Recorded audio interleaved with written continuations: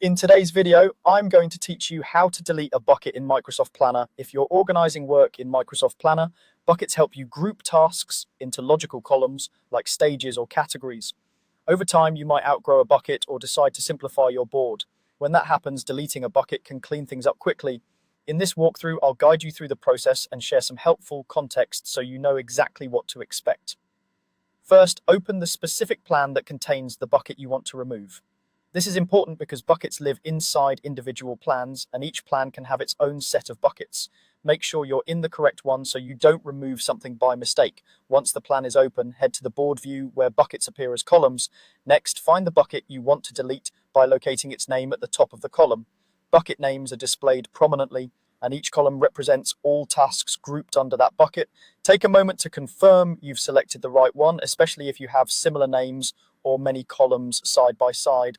Now look for the three dots, also known as More Options, right next to the bucket name. Clicking these three dots opens a small menu with actions that apply specifically to that bucket. It's a quick way to access settings without leaving the board. From the drop-down menu that appears, choose Delete. This tells Planner you intend to remove the entire bucket, not just a task within it. You won't see tasks disappear right away. Instead, Planner adds one more safeguard. A confirmation prompt will appear, warning you that all tasks in that bucket will be lost. This is a permanent action and there isn't an undo, so treat it as a final check. If you're absolutely sure, click Delete again to confirm. The bucket, along with every task it contains, will be removed from the plan immediately. A few quick tips as you wrap up.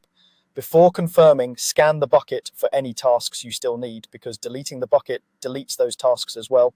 If you change your mind at the confirmation step, simply close the prompt to cancel. And after deletion, review your remaining buckets to ensure your board still reflects your current workflow. That's all there is to it. By following these steps, you can keep your planner board tidy and focused on the work that matters most. Thanks for watching, and I'll see you in the next tutorial.